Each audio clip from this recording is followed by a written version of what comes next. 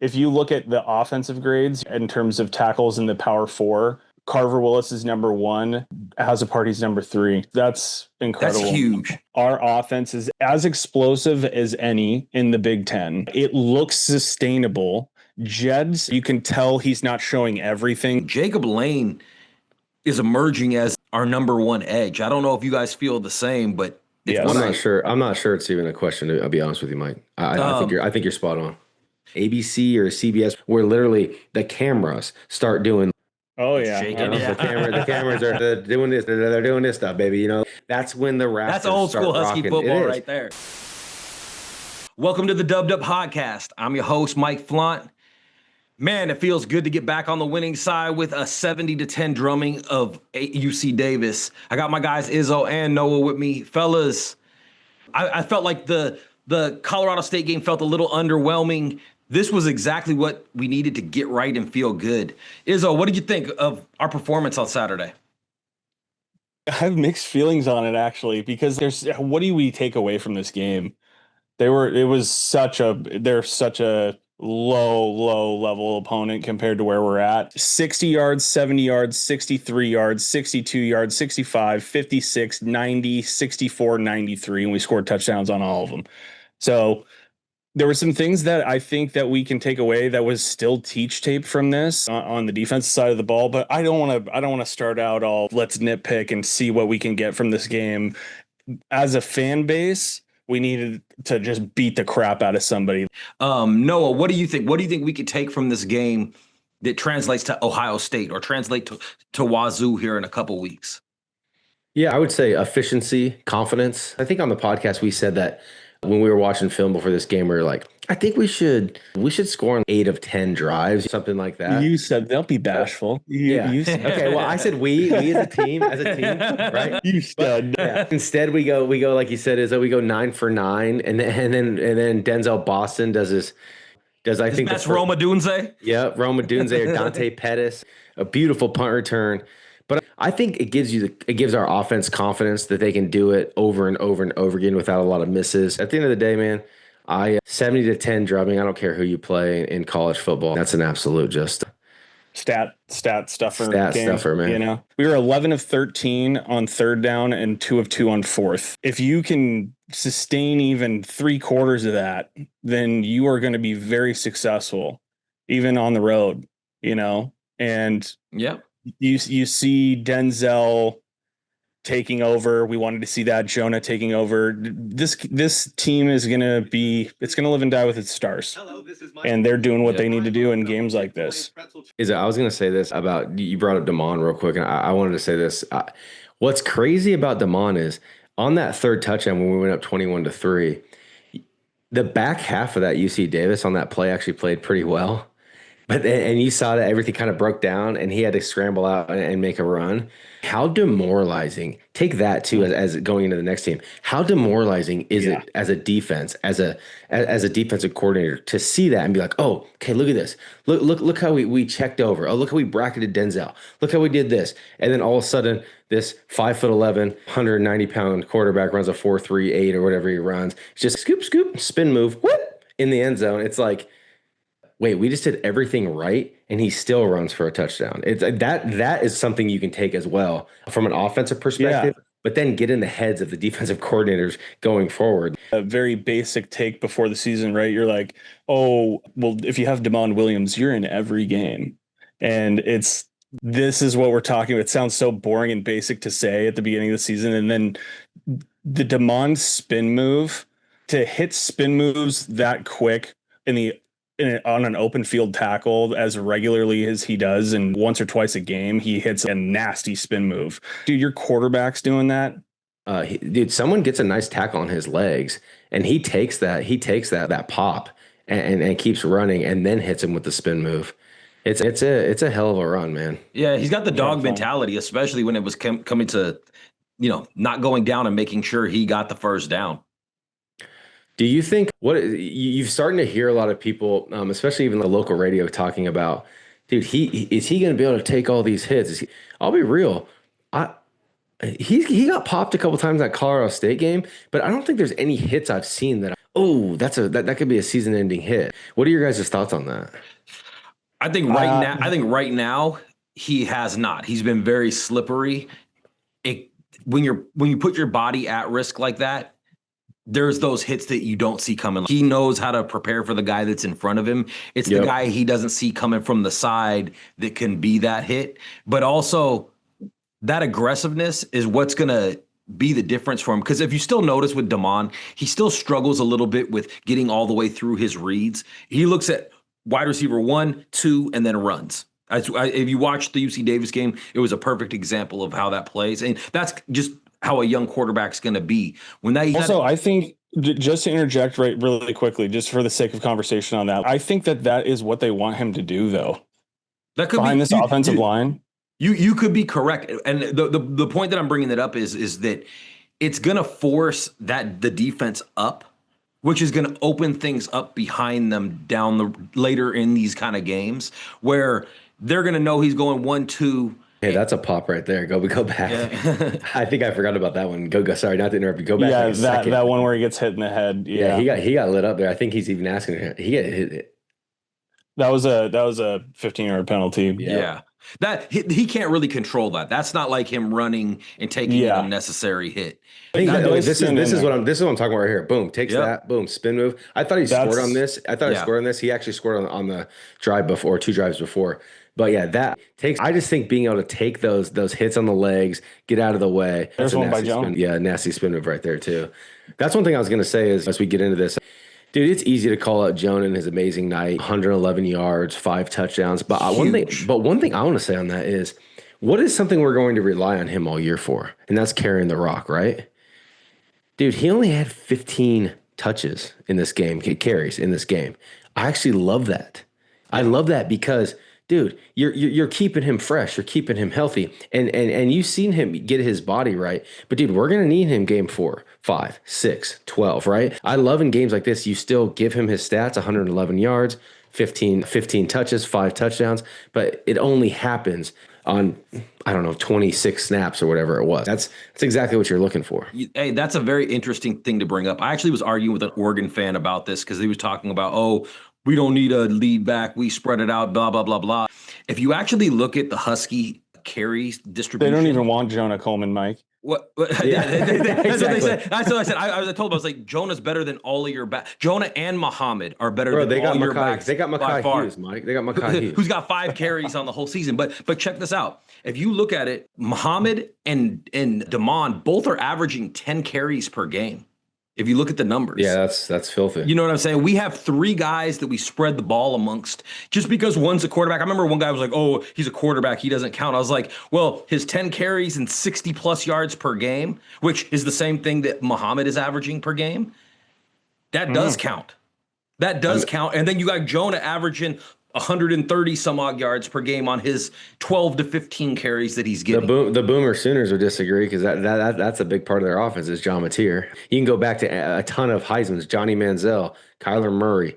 The kid from Florida, religious kid who Tebow, yeah. Dude, it doesn't matter. Dude, if you're telling me that's not part of your running back scheme or your persona, dude, I think I got a waterfront house to sell you in Arizona, man. So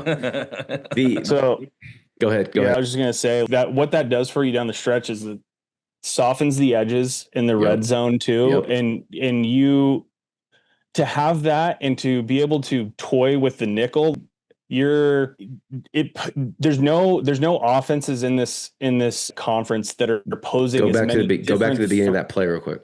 There's not as many. There's no other offenses in this conference who are posing this many threats to you in a game, like where that's a home run threat. Well, and you know what's crazy, and the wild part is how well the line happens to be blocking in front of them as well to make this happen. Do you see Carver Willis, FF-wise, is the highest graded tackle in the country right now? I think I saw that stat online today. True? Go look it up. I saw it and I was like, wow. And then Azzopardi was up there in the top. I want to say top 5 is what I thought I saw. I was scrolling through the internet. I was looking at the PFF grades, and Carver Willis is the number 1 tackle because he's played really, really well on that side. But man, if that's the fact, CFB was tweeting him out. Let's take a look here. The only reason why right here, top no in the West. Go look at the whole league, though, or go look at not the whole league, but go look at the college football because. Hey, Izzo, while you're looking that up, the reason why I wanted you to pause that, so that was 3rd and 10. He drops back, looks for something, doesn't find an open receiver. It goes back to what Mike asked about. What can you take out of this going forward? I'm telling you, defenses will look at that and go, once again, they have everything checked down. They have everything covered. It looks good. The defense goes 3rd and 10. Oh, one more stop. They punt the ball. We get it back. And then you get hit with an 11, 12-yard run to get a first down, and here we go again. That's demoralizing as hell from a defense that's working their tail off to try to stop this kid. Well, and I think that's going to be that X factor when we get into these games that are going to be close. When we play some of these Big Ten teams, they're going to be dogfights, and him being able to make that extra play, get that extra 3 yards to get the first down, it's going to matter because it's a game of inches, and he's actually mitigating that missing space, if that makes sense. So, and I think, what do we have? So for blocking grades, Carver Willis ranks 3rd nationally on PFF for run blocking. For number one in the Big Four though. Yeah, in the Power Four. Yeah, and that's really what we should be looking at. Yeah, number 1. Nothing against my boy at Air Force right there though. Number 2. Yeah, stud dog. That's huge. Where's Azzopardi in that? Azzopardi, 7. Overall offense. So if you look at the offensive grades in terms of tackles in the Power 4, Carver Willis is number 1. Then Azzopardi's number 3. That's incredible. That's huge. That is huge. And think about how different that is from what we did last year. The grades are backing up the eye test, man. And as we're talking about blocking too, and the scheme that what we run, how about what Coach Fish said after the game about Quinten Moore? Oh, what yeah. He said Quinten Moore. He said Quinten Moore is the best blocking tight end that I have seen in my coaching career. Do you think he is seeing my tweets? If he's not, someone's got to send them to him. But dude, it's wild to me that we've heard that other places before. Dog life Izzo. But seriously though, it's pretty nice to have 2 tackles who can block, an interior offensive line. I truly believe that is coming together. You see John Mills, man. Every game he's getting better. You got the Hatchet brothers. It's not that I would say, it's not like I think these guys are like Joe Moore type offensive line, but what they are is, dude, if they can play at that C+, B, solid B level, dude, this team is dangerous. And I'll go back to what we talked about. This team could end up losing a game they probably shouldn't, but when you start to have trenches, the big boys up front that are playing the way they are right now, you probably win a game you shouldn't as well. So to back up your point here, Noah, this is something I think that we need to talk about, because at the beginning of the season, heading into game 1, there was who's starting at guard, and that was a big thing, which I get it. But Paki and Mills in this last game split usage 42-36. And I think the reason why that's a big call out or underrated call out, and I know whatever garbage time you want to take, but it's not. I feel like they did this in game 1 as well. That insurance that you have in having a sturdy 6 guy like a Paki or agreed, Gary, whoever it is, that is so important to have down the stretch in the Big Ten, man. Well, and Champ's still night and day from last year.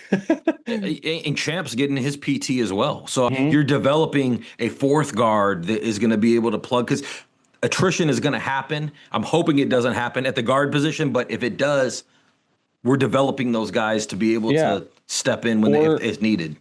Or having a tackle, God forbid. Like, do you have versatile guys too? It's an insurance plan in October and November. We've kind of really looked at the whole offense. We kind of, we broke down the offensive line, broke down how some of these wide receivers and running backs have played in Damon and stuff. But if we look at the defense, man, 10 points is nice to only give up 10 points. It's nice to hold these guys to, X amount of yards where it feels good. But we also got 3 sacks from our edge room, which I'll tell you, I don't know. That felt like water to somebody in the desert, man. Jacob Lane is emerging as our number 1 edge. I don't know if you guys feel the same, but Yes. I'm not sure it's even a question. I'll be honest with you, Mike. I think you're spot on. And then I also have been noticing Ward play. Ward is always near the quarterback. His pass rush is amazing. And then we even seen Durf get in the mix and get his first sack of the season. How do you guys feel about how the edge room played? And then let's expand to the full defensive line. Yeah, let me take that real quick, Izzo, and then you can jump in here.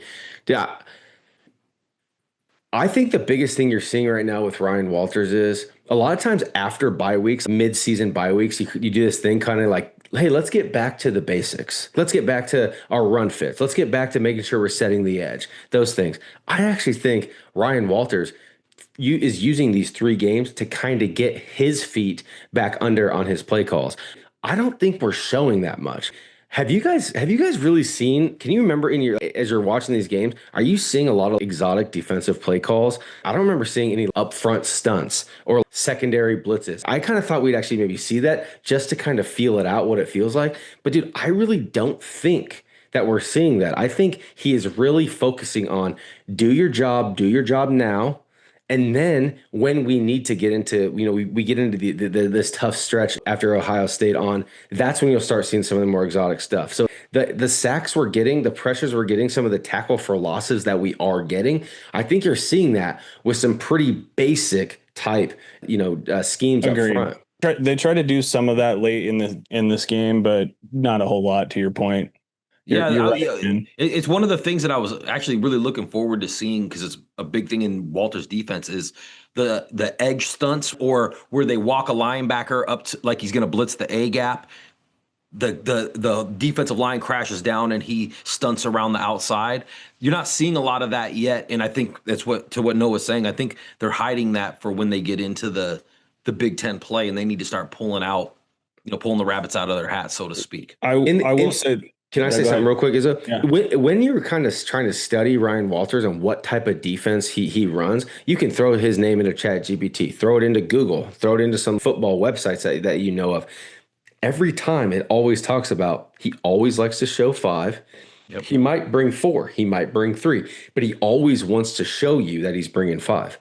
Dude, when I'm watching the game, it just seems super basic. He's just kind of saying, I know I can beat you with my base set. I'm not showing you shit. Excuse me. Mm-hmm. I'm not going to show you anything because I feel like I don't need to right now. And I don't know if that's a shot at the other team. I think he's getting guys reps too. Yep. There's so many guys on the defensive line that I think he's getting guys reps. However, the edge, they played Lane and Durfee a ton in this game.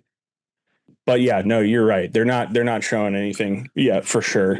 Well, yeah. and that's what actually his whole philosophy behind having the 5 men is one-on-ones and counting on your players to be better than the player in front of them and win their battle. And that's why he shows it that way. But as we get into this Big Ten play and he starts facing guys that are just as good as our defensive linemen, you're going to start seeing him do that other stuff because he also likes to create matchups. Well, confusion is huge, but he likes to create matchups where, hey, you have 3 guys going against 2. You know what I'm saying? Where and he does that in all these different ways where he still might only be bringing 4 guys, but they're all on the left side of the line. You know what I'm saying? Yep. And that's the stuff that's going to be awesome to see as we get forward. But I also think the players are starting to learn the language of the defense a lot more, and they're starting to become more fluent in how the defense runs because it's so much based on a high football IQ and being able to make your reads and then adapt.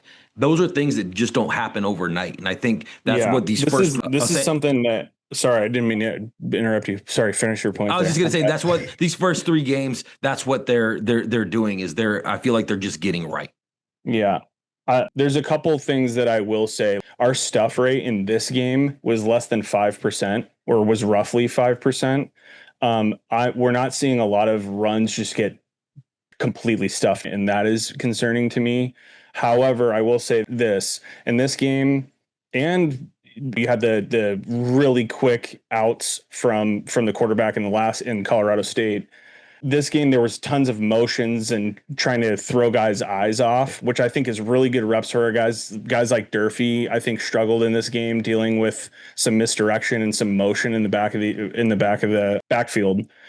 And that to me is something that I want to watch, because to your guys' point, where we're not showing a bunch of stuff and you're in a base front, there's no stunts. You're just going right at your guy and you're still losing the running backs and not getting a bunch of stops against much lower teams. That's where I think that you're seeing on Twitter about our defensive line, people are continuing to gripe, is partly because of the sacks thing, but this game kind of quelled that a little bit. But some of the runs just not completely shutting it down is a little bit concerning.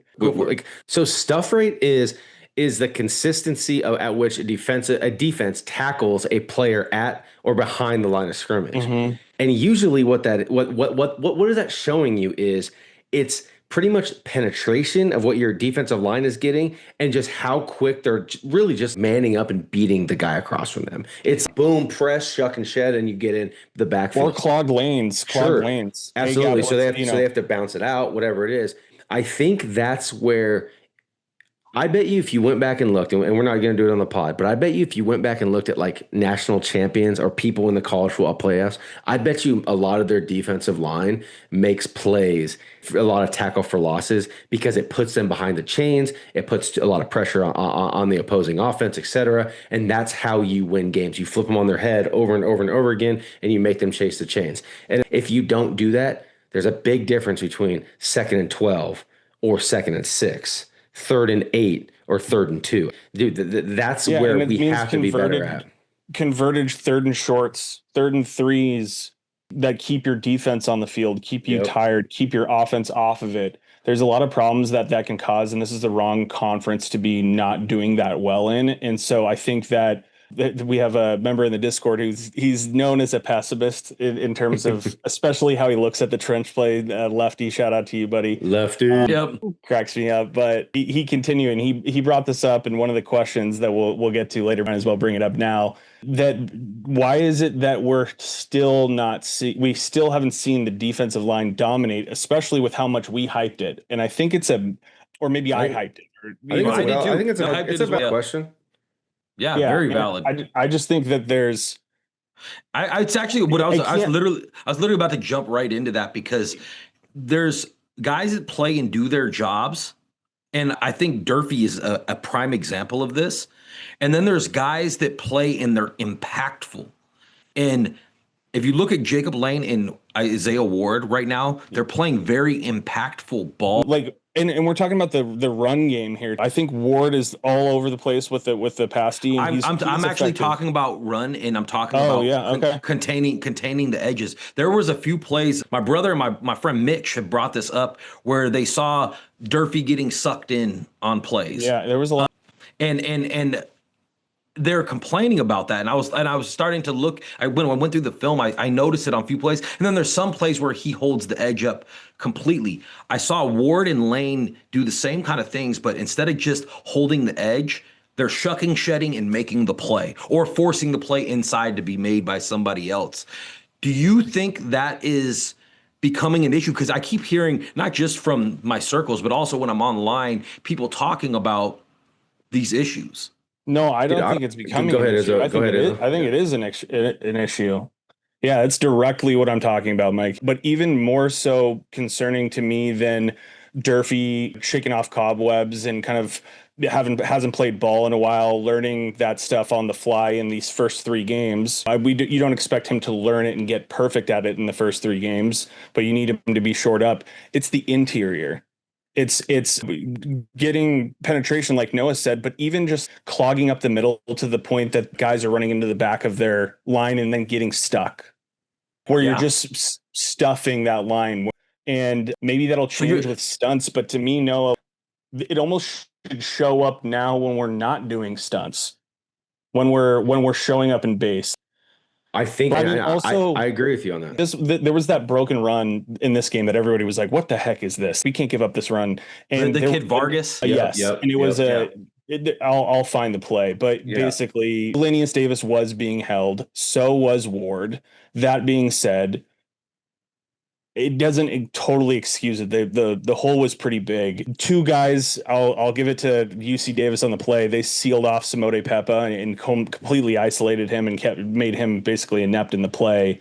And McEllisteen, he's got to shore up the tackling, dude. Can we agree with you 100%. Can we talk about that now? Because that's something I have on here, areas to tighten up. And dude, do you, if McEllisteen doesn't have that pick in game one, I think that pick is maybe clouding our eyes. And dude, I'm not trying to get on McKell too hard, but dude, I'm gonna be honest here, man. I think it's time to start maybe seeing a little bit more RDA here. Because he's tackling. He is. He goes out there, he lays the wood on people. I'll say this right now to Noah's point. I'll call it right now. I bet you he takes over that role in the short term. If you can't tackle from a safety perspective in the Ryan Walters defense, dude, you ain't gonna be out here very long. Dude, this is not a dive at your feet type team. McEllisteen, come up there and lay that cat out, bro. It's a UC Davis running back, bro. You know who else does that too? And I've been noticing it in both games. X-Ray Alexander. You're a linebacker that we brought in. Why are you not making that play? And some bonehead plays too, bad penalties. Yeah, dude, I've been a little disappointed. I will say on that though, dude, Buddha, man, he might like we talked about last week. He might have some missed run fits, but dude, that boy plays with. I like Buddha. He plays tough, don't he? It's aggression, and he's trying to hurt you. And dude, football is a collision contact sport, man. You have to look at that dude across the line and go, dude, I am going to mess you up, man. It's a collision sport. It's not diving at feet. And I get these guys are all athletic, but guys like RDA, dude, they know what their meal ticket is. They know how they get on the field. And you know what that is? That's coming up and laying the wood in Ryan Walters' defense. That's how you get on the field. And dude, he's going to take that from the senior if Esteen ain't careful. It comes to my mind is some of these chess matches are going to get super interesting to try to find the route that we win those games when they're staying on the field. If they decide to just run it right at us and we can't make the stops here, we were kind of banking heading into this year that this defensive line would be a stalwart of the defense and be the star of the team, arguably the star group of the team. And outside of running back, maybe it's worrying. It is concerning, but the silver lining is like what Noah said, that maybe we're just not showing everybody. We're also getting healthy. Your Deshaun Lynch is coming back. Your Parker's back. You can't cut it any other way. We're still a little soft up the middle. And when we play those hard hitting running teams they're going to do, like I said, what Indiana did to us in the second half last year, where they just started bullying us, and we need those defensive linemen to show up. We brought in Tara Thompson to be the enforcer, to be the leader on that defensive line. He will be. Yeah. Okay, I hope you're right. Yeah, I agree. We're waiting for him to show up. Noah, I will give you kudos on this. Heading into the year, I was, we were all hyping the defensive line and with all the fresh legs and the different bodies we could bring in. That being said, you did continuously bring up how bad we needed the Parker brothers to be healthy still. And that showed its face so far, that we do really need that. I wonder how much of an impact Logan Sagapalu coming into.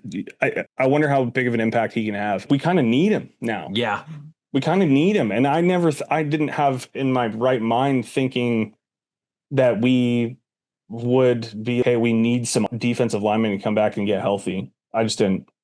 Yeah, it's just crazy. I haven't seen much of Bryce Butler. Davis had some decent plays on Saturday. But Bryce did too. Yeah, Bryce Butler actually got the start because of the way he played against Colorado State and the way he played getting ready for the UC Davis game. But I want to say this really quick, Mike, and then I want you to jump back. But the definition of a war daddy isn't something I just hand out lightly. Okay. But Javon Parker was becoming a war daddy before his injury last year.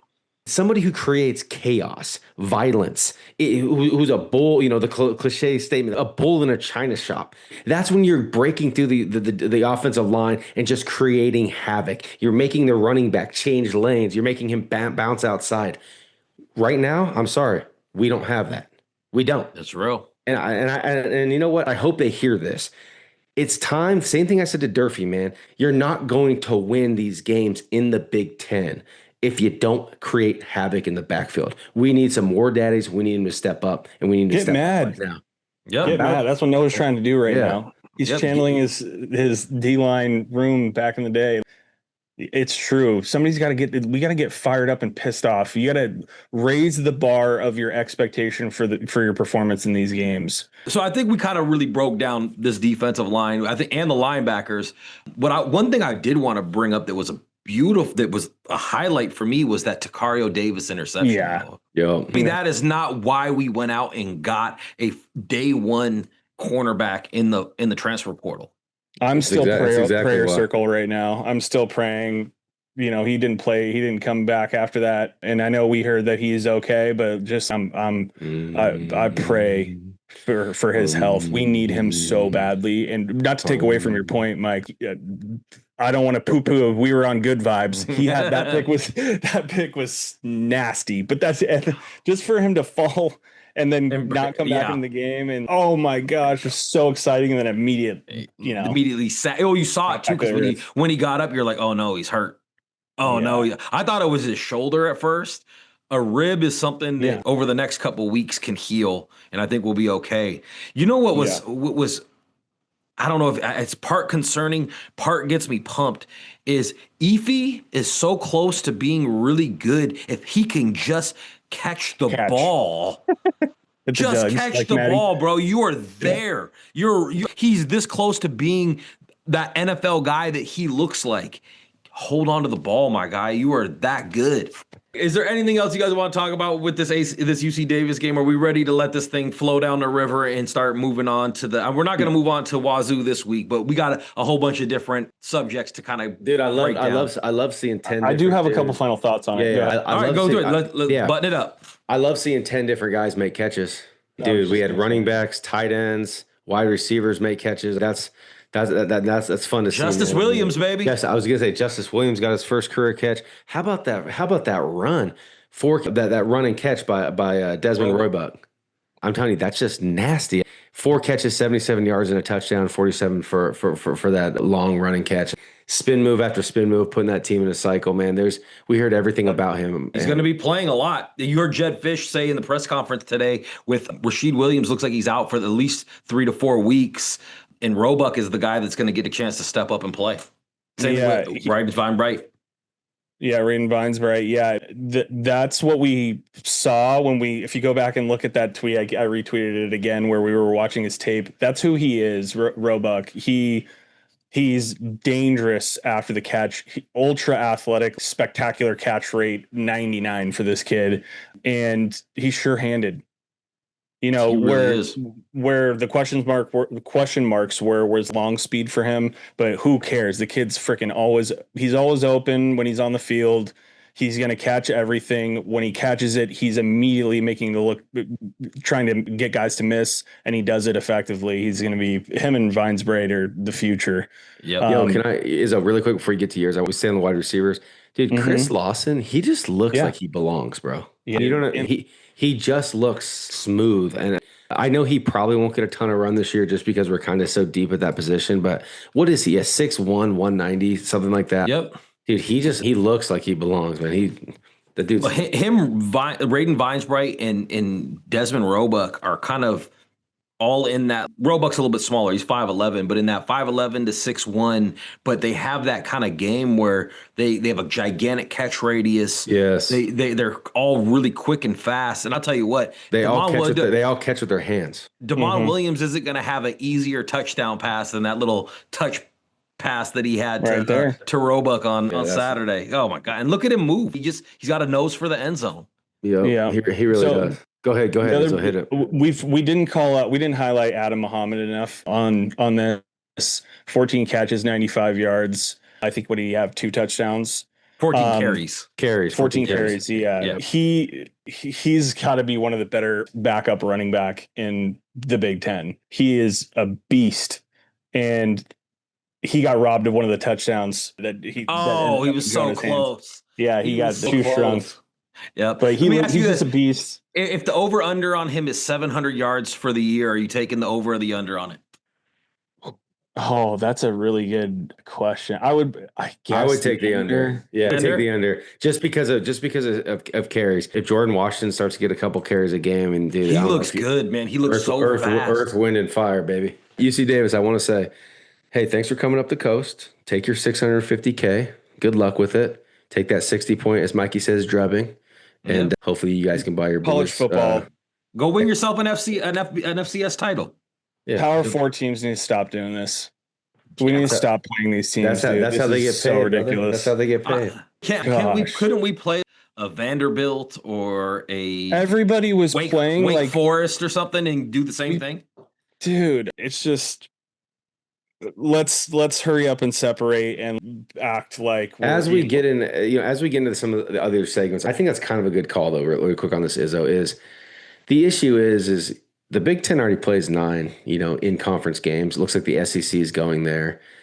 Could you imagine? I'm serious on this. I mean, could you imagine? Yeah. Could you imagine though? Yeah. SEC kicking and screaming. Could you really imagine going like? Do you think it should be an A, a B, and a C in your non-conference? Could your C still be a UC Davis? Could your B be a Mountain West, type team? Yeah. And then you have to play an A. You need to bring in NC State. You need to bring in another Power 4 team from another conference. So just no FCS. Stop playing the FCS. Got it. Okay. Yeah. Stop playing Division 2. So it's not even a C. You want to see A, B, B or something like that. We just Mountain West like that. Yeah. Those. Come on. It's just when we're playing Grambling State, when we're playing, it's unwatchable. And it's not. Yeah. The only thing I worry about is when the best game on TV is Iowa State. You got. Oh my gosh! Yeah, it was kind of a crappy weekend as far as the slate of games. I texted that in our thread. There was just kind of like, this ain't that great, and that ain't that fun to watch. But it is what this week will be good. This week will be better. Yeah. All right, let's move on. All right, because it's the bye week, we're not going to take a look at Wazzu. But we do have a couple little segments that we put together that are going to be fun, and we're hopefully answering some of your guys' questions, but also the overarching questions that Husky Nation have. And the first one we're going to start off with is NFL futures, all of our underclassmen that are like on the horizon and ready to pop off. I love this one. Yeah, I really do, because we got to. Thanks for sending in the submissions too, guys. The comments. This is all pulled from you guys. You guys really put these segments together. Thanks for submitting them. Yep. Make sure you guys do that. Make sure you like, subscribe, all that kind of good stuff. But also leave the comments. And if you got questions, we usually answer them. And we're going to start creating segments where we do on the show. So we have that also on Twitter and in the Discord. So Noah, I'm going to start with you since I started with Izzo on the last one. What are some underclassmen that you think are on the horizon and ready to really pop off? Yeah. So I don't know if I would consider Jacob Lane to be an underclassman anymore, but I probably would need to see his combine numbers. But I'll tell you what, man, you said it, Mike. Isn't he kind of the guy on our defensive line, our edge? I didn't see that coming either. Yeah, I did not see it coming, dude. He's got the size. He's got to be 6'5", 255 ish, maybe 265. He put on 25 pounds. And dude, last summer. I look at Jacob Lane, man. He's a day 2 kind of guy, man. If he keeps playing the way he's playing, and I get that we're only playing. Ooh. And when I say day 2, that's second or third round. It's like top 90, 96 picks. That's big. Yeah. There. But I think if he continues to play like the way he's playing, I really do think he can be that big of a player. Omar Khan, Sebastian Valdez type kind of kid, hasn't got on the field yet, but the stuff I'm hearing is just elite motor.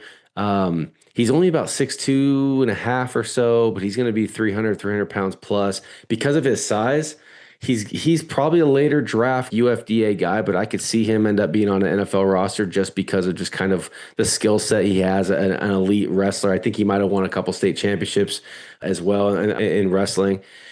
And then the big one that I have that I think, and I can come back to a couple more if need be, but the big one I have, I said this earlier, I'll say it again, and I'm hanging my hat on this kid because I needed to see 6 or 7 plays, and that's all I needed to see is Dylan Robinson.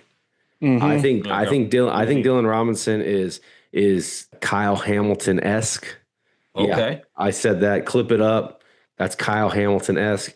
I think he's a top 10, top 15 type pick player. I really do. I think he is going to be. That's his upside. His upside, and I do. I think he's going to be elite, man. When he kind of gets, if he can get under this Ryan Walters defense for a couple years, dude, I think he can be our next prototypical University of Washington corner. Hey Noah, I got a question then for you. Being that he's so young, what would you like to see from him then this year to kind of show his progression? Because he's going to be limited in snaps based on where he is in the depth chart. You know what I would like to see? I would like to see that he's a team guy. I would like to see him go down and play some special teams and make plays and make impact. I personally think Dylan Robinson's probably only a 3-year type guy anyways, so I don't think he'll probably redshirt. If he does, it would surprise me, but I would like to just kind of see him when he gets the opportunities to make the most of it. I think you might be able to see him play a little bit against Washington State in 2 weeks. So let's kind of see what Dylan Robinson has to offer. Did he play against UC Davis? I don't know. I didn't see him on the stat book, but I didn't see him there. I'm not sure exactly why. Maybe he's just behind Leroy Bryant and Rashawn Clark, but that's not too much to sniff about. I think both those guys are pretty darn good players too. So those are the three kind of I had just off the top of my head. I kind of wanted to go maybe a younger guy playing right now, and then go real new and then kind of mid tier. But go ahead. So okay, Izzo, what do you got? I'm gonna go. I'm gonna give you three. And I'm gonna give you all on defense. And I'm gonna go with, first of all, Rashawn Clark. Just the physicality from him at the nickel. There's always going to be a place for that in the NFL. He does pose a diversity of ways to attack you. He can get on your tight end. He's 6 foot, I think probably 190, 185 in that range. And I think both him and my other one, Rylan Dillard Allen, both freshmen, they're about the same size. Both of them have that dog. Yep. And I said this to the Discord last week. That picture that we have of just the team standing over that poor Colorado State wide receiver who got tackled, or what, I think it was a wide receiver. Coach John Richardson's seemingly bringing that dog back in the recruiting ranks into that defensive backfield. And they've already got dogs, right? They've got your Tacarios and stuff, and Alex McLaughlin, and he's another safety. We're just the young DBs, the young safeties that we have in particular have serious upside. It's crazy to think the nickels that we've had come through here. Thaddeus Dixon, Elijah Molden, all these dudes. Yeah. How about Miles Bryant? Miles Bryant. One thing that all those guys had, and we've talked about this on our podcast a couple of years ago, and it kind of talked about it with like Buda Baker and how they set that tone and set that habit in that, like those Jimmy Lake rooms. I think you're kind of starting to see that with Jay Rich, is studying film, being diligent, being a student of the game, coming in early, leaving late, taking care of your body, being a football player, loving the game. That is what Jay Rich is driving into these young bucks, and that's why you see competition. That's what you see with RDA. That's what you see with Clark. That's what you see with Leroy Bryant. Dude, Leroy Bryant, Taylor Mays, dude, like the group back there. Yes. No, thank you with Taylor Mays. Dude, Leroy Bryant's only 5'11", 185, 6 foot 185. Dude, he's going, the guys in front of him are both 6'3", 6'4". Leroy Bryant, he ain't shying away from that. He's like, Go off the field. Cool. I'm in. Let's go. Dude, Brian Island, man, dude, he's got that thing on lock too. So don't be out too long, because, man, Leroy Bryant's gonna try to take that spot and not come back, man. So what Izzo said was money, and what it is it's not just all those things you mentioned, Noah. He's also placing this NCAA size chip on their shoulder, and they're coming out there with that dog mentality. They want to hit, they want to be nasty, they don't want you to forget. They're talking shit, fighting at practice. Exactly. And like that. Nobody's getting hurt, so long nobody's getting hurt. But what about guys like Vincent Holmes too? Yep. Paul Mankey Jr. There's Raheem Wright. I mean, loaded. There's some dudes in this room. I'm not like our DBs and our wide receivers are stacked right now. Yep. Thank God Ryan Walters plays 3 safeties a lot. I love that too. We got enough to fill that room. Defense. That's a cool defense. We got Sunshine too, man. Alex. I got one more. Don't steal it from me, because this guy never gets talked about, but he needs to be. Elenius Davis. Ooh. Is he a sophomore or junior? He's sophomore, redshirt sophomore. Redshirt sophomore. Okay. I think he's going to be a core of this defense as we move forward, and he is so important to build around as we look forward into these next coming years. Okay. All right. I would say upside for him would be a second round. Honestly, second, third round, that range. Because he has the size to actually do that. Yes. Yeah. I'm starting to become a real big believer is in my guy John Mills. Oh God, how do we forget Man, John? yeah, he's We pushing guys can't around. name them all. Yeah, he's pushing guys around. When I look at him, I see a tackle. I definitely see what you guys were saying when you see him eventually sliding out to one of the tackles. But he just seems to be getting better every week. And then having a guy like Carver Willis next to him that's a vet that knows all the tricks of the trade, he seems like he's just soaking all that up. And I think you're going to see him progress really, really quickly as the season goes forward. And I could see him with his size, if he plays that well, if he's grading out like Carver Willis in 2-3 years, he could be a day 1, day 2 pick. Yeah, his upside is the best tackle in college football is his upside. Well, like, and you know who's a guy who could actually end up, if he plays the way he's been playing, be a day 1, day 2 pick because he checks all the boxes, is Azzopardi. Azzopardi is gigantic. He looks like an NFL guy. And right now, I realize who it's been against, but he's playing like it. Yeah, I love to see Azzopardi, man, making blocks out on the perimeter because I think that's what you got to do at the next level. So if you can do that, it's been the best surprise of the season for me so far. I actually agree with that. I still need to see Azzopardi. I need a full another year at Azzopardi before 100%, 100%. Like a legitimate threat about making a splash in the draft. But I love what I see so far in these first couple games. The way that he's actually getting out on an island and still making those blocks, it's pretty to see. Now he just needs to work on his screen game blocking a little bit. It won't be money. Yeah, he seems to somehow found that dog because he is doing that. Confidence, man. Yeah, confidence, comfortability. I think is what you're seeing from him. I'm trying to remember. I think it was Carver Willis that I was seeing. They did a breakdown of him, and he's like, guys can't make the play if they're on the ground.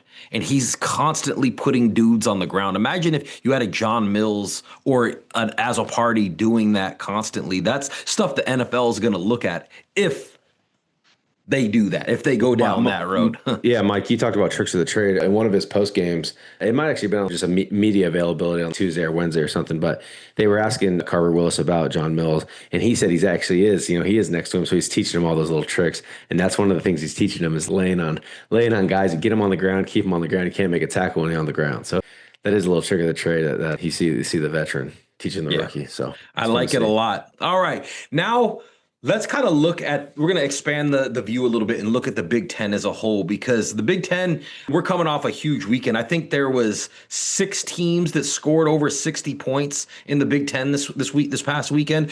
Granted, they were all playing powder puffs for the most part. Izzo, when you're looking at the Big Ten, what's sticking out to you?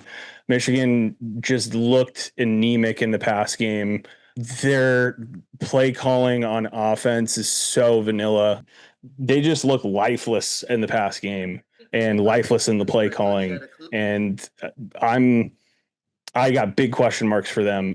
Can they get it right? Sure. But I don't know about Sharon Moore. If they can't figure out play calling on offense, they're going to struggle in this conference. There's too many good coaches around. So I think they're a big disappointment for me, Michigan. And I don't even want to say it. I think Oregon has looked better in these absolute terrible opponents that they've played. Arguably the worst Division I college football performance I've seen from a major program ever. But they looked apart on defense in the front seven. Dante Moore is still throwing the throws that he's making. There is a lot of checkdowns for him, but I think that's their offense. And so Oregon's a bit better than I expected them to be. We all knew that they were going to be good. But they're taking a step forward a little bit. And so we'll see how it goes for them when they start facing some good teams, whenever that may happen for them on their cupcake schedule of all cupcake schedules. The other, I can stop there. Ohio State, Penn State look great. But they played nobody. I don't know. No, I'll pitch it to you. Hopefully I didn't cover all of the teams you were going to talk about. Yeah. No, you're good. Ohio State beating Texas in the Big House is a big win. I don't think Arch Manning had, I think he a little bit of a deer in the headlights in that game, but they played pretty well versus Texas. Ohio State, there's a reason they're number one. There's a reason they're going to be number one coming into Montlake in 2 weeks. Your point is, you're spot on with Oregon. Yeah, 59-13, 69-3. Two of the worst teams. I think F plus at Oklahoma State, you said it like 78, and Montana State is, I'm not even sure exactly where they Well, were. I would say Montana State's better than Oklahoma State. I'll just come out Oklahoma and say State they looks so bad. It was That might be, ridiculous, honestly, man. that might be true. The thing with Montana State is they lost so much from the year before. They're not even close to the same team. So yeah, it's hard to say that, but and yeah. Oklahoma State's playing their third string quarterback and second string, whatever. But I would say the teams that I'm kind of a little bit like shocked that they're struggling so much is, dude, I'm a little shocked that UCLA has looked the way they have. They got absolutely punked, by Utah. And then, dude, UNLV, they lost at UNLV, but they lost 30-23 at UNLV. But don't think for a second like that score of that game, dude, it was way worse than that, man. Dude, Nico, he just does not look like the same quarterback that we thought he was going to be. Deshaun Foster, he just is. He almost looks like he wasn't ready for this job, dude. No, I think he's lost that. And the other one I had, man, honestly, is Iowa. Yeah, that's a Kirk great Ferentz, man. It might be time to go. I love your overall philosophy. Play for your brother. Love. What are they going to do, dude? If they fire Kurt Ferentz, he's God over there, right? Dude, he is. But what are they going to do? How are they going to recruit into Iowa? Hasn't he been there for like 40 years? Dude, seriously, like 30 It's like plus, something crazy 30 like that. years or something like that. The thing is, though, they spent all that money on that quarterback, Gronowski or whatever. They thought it was like, okay, we kind of have these fooled. Yeah, we kind of have these pieces. Oh, we're going to get this team to come in here, and play in in this environment. And don't get me wrong, that environment is tough. But dude, if you can't move the ball on offense, dude, they're literally praying they win 15-12, 16-13. That's what they're trying to win these games. In modern day college football, man, it just doesn't do the trick. That's their brand, Noah. That's how it's supposed to. That's how this game is supposed to be played. This ain't 1972 anymore. This is Big Ten ball, dude. Yeah. So those are kind of my disappointments. I think you hit the big ones, dude. All the usual candidates. Let's rank winner. Who's the winner? I would say Iowa, UCLA, and Michigan. Right? Are the biggest surprises on the downside? Yeah, I would actually completely agree with you guys. No, though, who is making a splash that you think is better than you were expecting? You know who's better than I'm expecting? Because I don't have any faith in their quarterback, and they haven't played anybody either, man. Missouri State and Georgia Southern, but USC's offense is surprising to me. It is. It has been efficient. Efficient. They've been bombing on people. That's what I was just gonna say. They've been just hitting people with hammers, just straight vertical. Jaden Maeva, that kid's been balling. Makai Lemon. Yeah. Dude, that boy will cook you. Yeah, they've had some receivers down there. I'm very excited to see what they do when they start getting into the Big Ten schedule, because they look a lot more like the old USC than they have since I can remember, to be honest with you. Since Sam Darnold was there. You know what I'm saying? Can I say one more thing on the Big Ten? The Michigan thing is kind of funny because they were starting a true freshman quarterback. To be preseason ranked, was it 14 or 13 or something like that, 15? That's crazy. This question was posed to us in the context of where UW stands in this group. And for me, there's some key things that I think that will impact where we end up. But as of right now, our offense is as explosive as any in the Big Ten. It looks sustainable. Jed's, you can tell he's not showing everything. The playbook is just a lot deeper. There's the out route to Raiden Weinsbright where it wasn't even an out route. It was a flood concept to the outside where they hit Raiden on his big catch in the first quarter. DeMond had the patience, perfect dime throw to him on the sideline. It just, if we can keep this efficiency on third and fourth down, we're going to be a problem. And I just think that when you have DeMond Williams and Jonah Coleman in the backfield together, it should shore up some of these big defensive lines that we're going to face.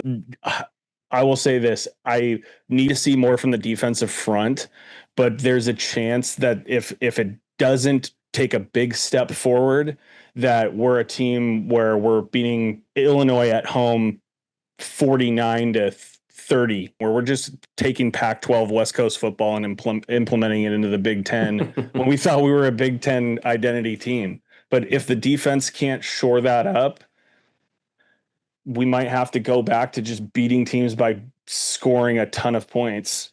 Go back to 2023. There's a ceiling for that in this conference. I think it's Oregon, Ohio State, Penn State at the top. And then I really do think it's USC, UW. That's my top 5. We're tier 2, but we are on the fringe of tier 3 if we don't get this figured out on the defensive line, in my opinion. So, hey, can I ask this question real quick? We can get off this Big Ten topic, but can we flip Oregon and UW for a second? If UW was at 7 to start the year and we beat Colorado State and beat UC Davis, we'd probably be still at 4 or 5, right? If you did the exact same thing with Oregon being unranked and they beat Oklahoma State, literally a team that went 0-9 in the Big 12 last year, I think they had to flip over 40, 50, 60 players, something crazy like that for Gundy. And then they beat Montana State. Are they in the top 25? Probably, because they beat a Power 14. Are you telling me after 2 weeks, you're like, Oregon's a better team than the University of Washington? Now, I just have a really hard struggle answering this question. It is hard, dude. When you look at, I think Oklahoma State, there is a real possibility those guys win 2 games all year. You might be right.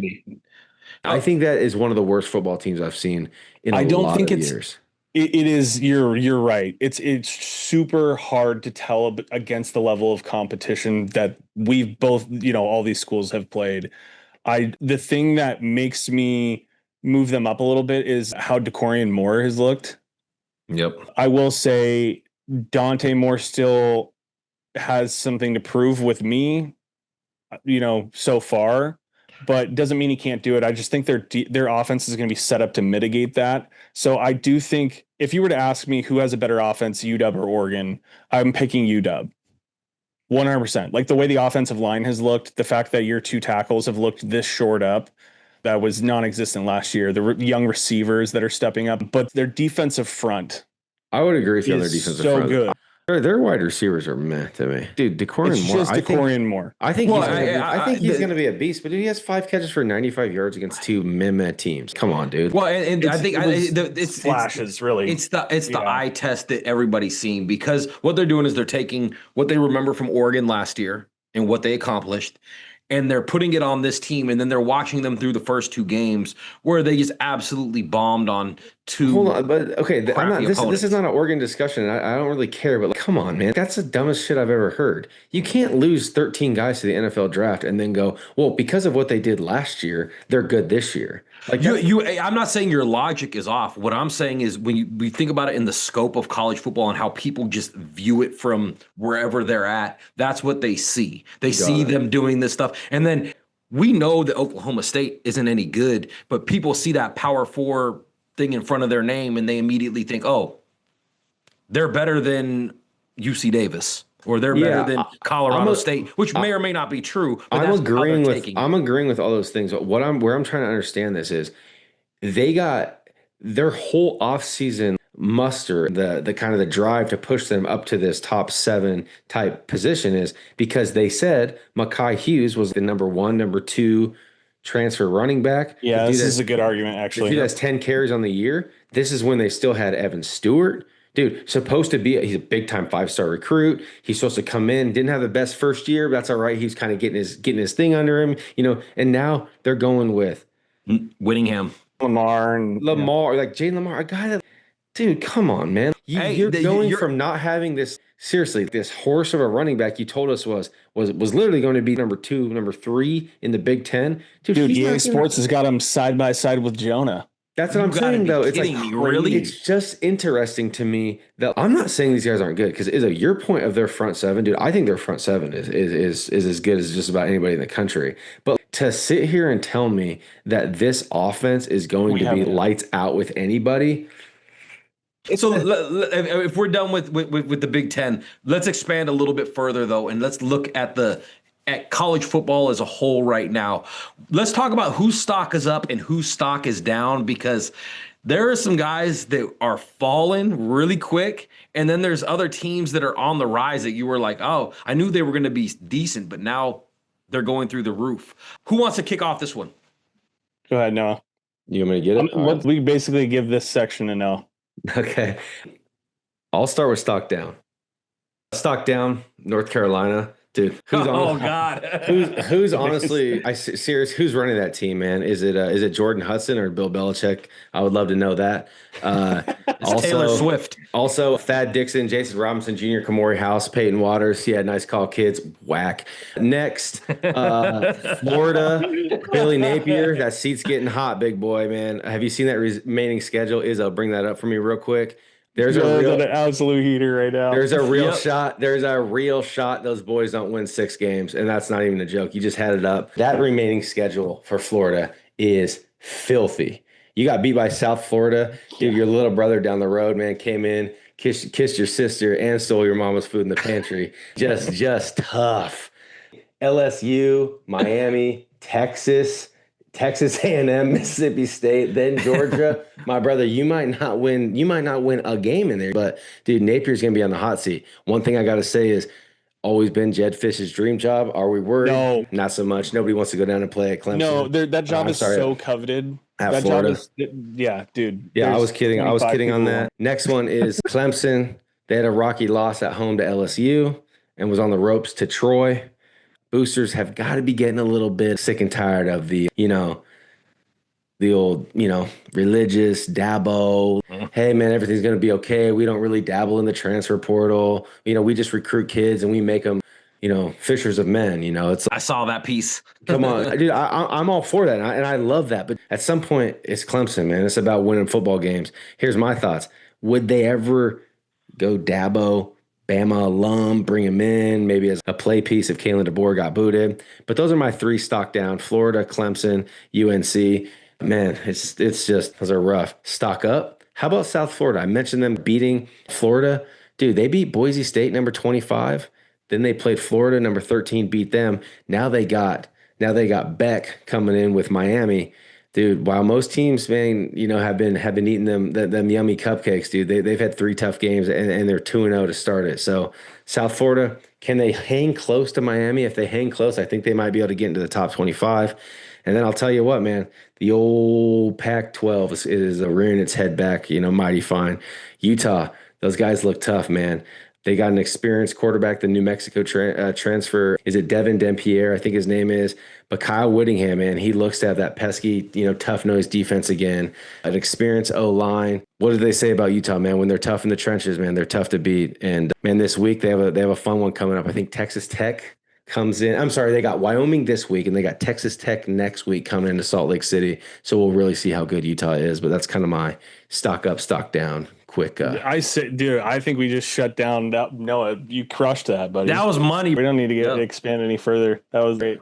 All right, so ESPN right there. That really was. That was. Hey, Noah, you the man. I appreciate that. All right, so we posed these questions to the audience. Hey, what do you want us to talk about this week? And you guys responded wonderfully, whether it was in the Discord, whether it was on Twitter or in the comments on YouTube. So how about you rattle off a couple of these questions and we'll start going through them. Here's the first question. The look-ahead line on the Ohio State game is in the 13.5 to 14 range. What percentage outcomes would y'all put on? 1, getting blown out. 2, covering the spread. 3, winning outright. I'll hang up and listen. Thanks, Mariners suck again. Spendo. Hey, Izzo, you go first, and then I can jump in after you. Us getting blown out at home against Ohio State. What is blown out? Like 17 plus probably? Is that blown out? 3 scores, yeah. Yeah, 17 3 plus. scores, okay. So 17 plus. Yeah, I agree with that. The odds of that happening, maybe 5.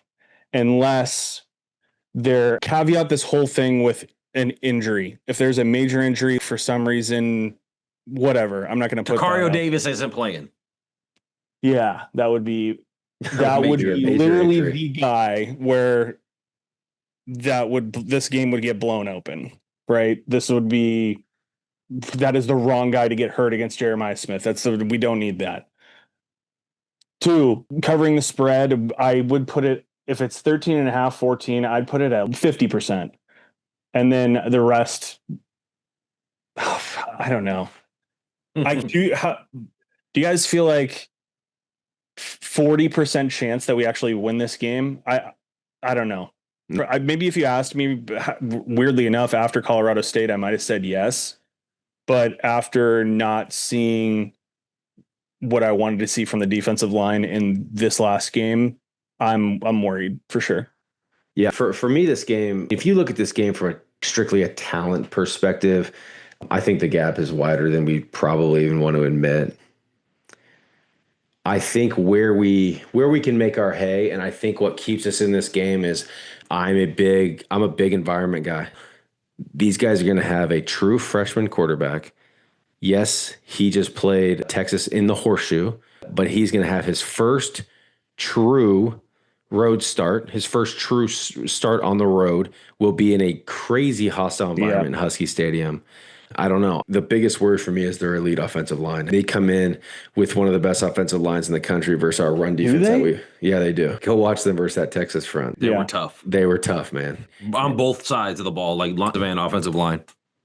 If we can shut down that run, which if I'm Ryan Walters, honestly, and I know they got all these dudes on the other side of the ball in the wide receiver room, but if I'm Ryan Walters, I'm doing whatever I can do to figure out how do we make this true freshman beat us. Getting blown out, unfortunately, I think it's easier than probably people think because of their talent.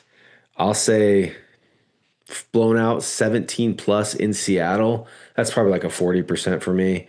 Covering the spread, that's where it's kind of interesting because I think if it's a close game, I think you see that pucker factor for a true freshman get tight late in that game.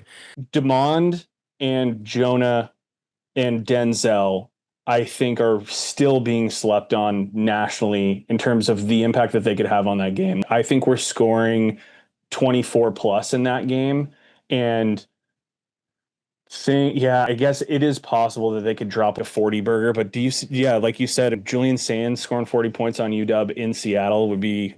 It'll be tough. The odds are... Is it that crazy to think, and I'm serious on this question, is it that crazy to think that their running backs rush for 200 yards against us? That's what I'm worried about, is them literally just saying, you know what, we're not going to put it in the freshman quarterback's hands. We're just going to run on you. We're going to do to you what Iowa did to you guys last year, what Indiana did to you guys last year, what Penn State did to you guys last year, and we're going to see it. You say, hey, stop it. If you can't stop it, then we're going to – I could see the blowout.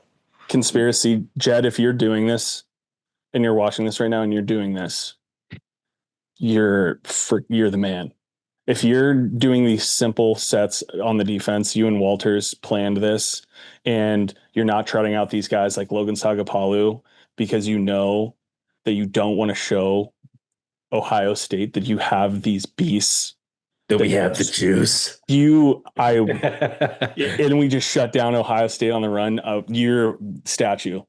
Yep. Statue in my living room. You know how I could see it, the path to seeing UW win this? The offensive line has to really show up, but it has to be DeMond's best game. And what by that is he's got to be threatening them with his legs all the time to the point where they start saying, hey, we're going to spy him. We're going to take a guy out of coverage and bring him up. And if they start doing that, that starts creating more favorable matchups with the wide receiver. So when you do roll him out on a boot, there's going to be more chance that their guys are opening. If that works and the offensive line is blocking and Jonah can get going, there is a chance, but it's all going to really boil down to is can our defense buckle up and make the plays? I said this a couple times over the last couple of weeks. If they play how they played in the Colorado State game, we're not beating Ohio State.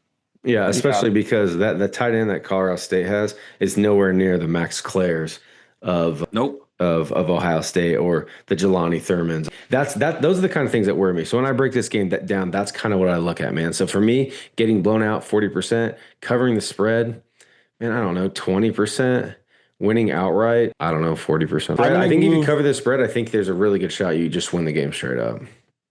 I'm going to move off of my 10% of getting blown out. I think it is possible 20, maybe 25, 20% in there for me covering the spread. I would put at 50 because I just think that we have the guns on offense to compete and score and winning outright the rest. Think about it this way. Could you see this being a 10-point game, 31-20, with like 5 minutes to go in the game? and they have the ball, and we try to go down and score. Damon tries to throw a pass. They get a pick six. Now at 38-20, 21 game. The game seemed like it was a lot closer than it was. Kind of like the Michigan national championship game. Yeah.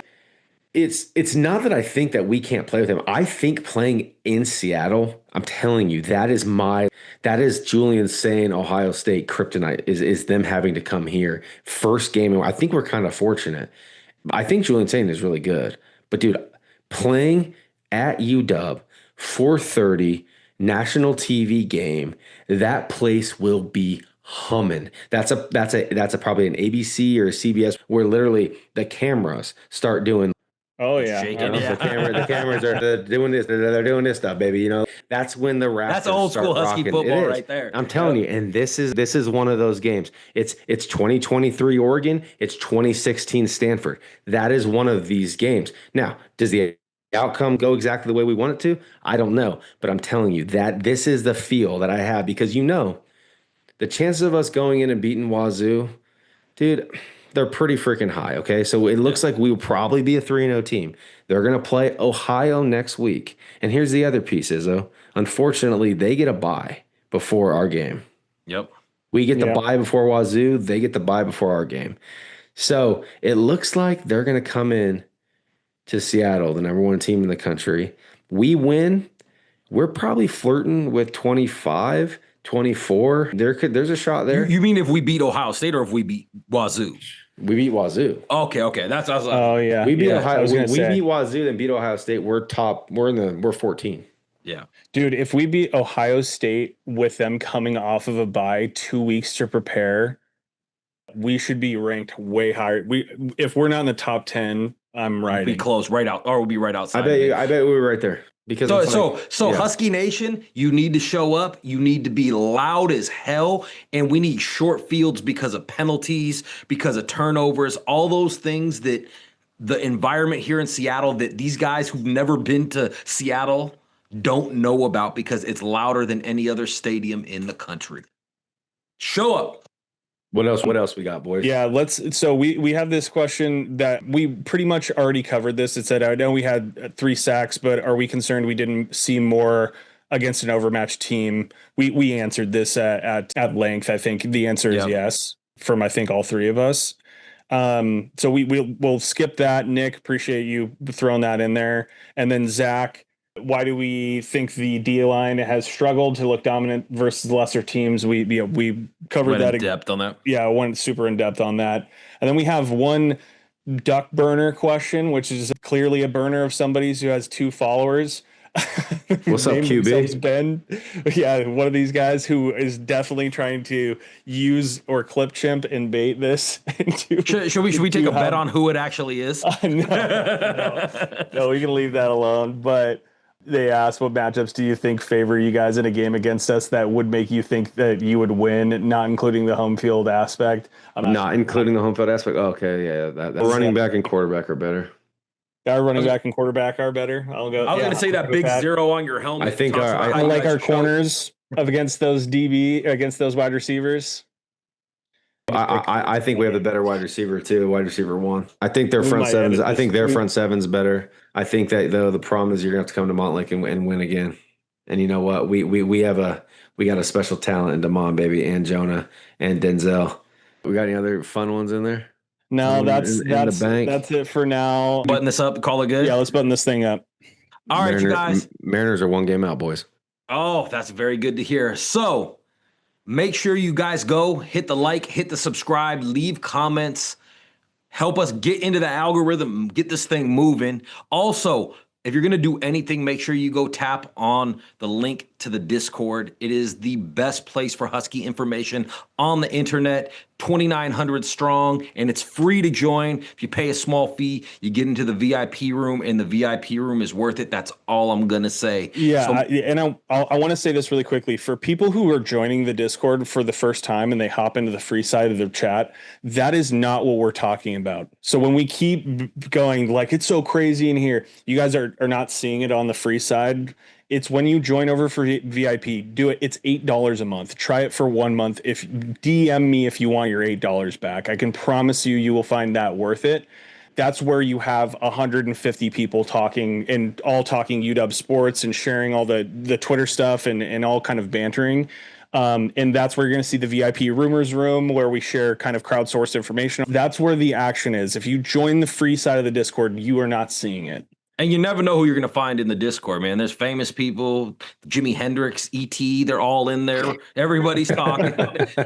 Make sure you join it. So until next week when we'll be going into Wazzu and the Apple Cup, enjoy your weekend. We have a weekend off, relax, maybe watch the Seahawks or the Mariners, do all that good stuff. Until then, go Dogs.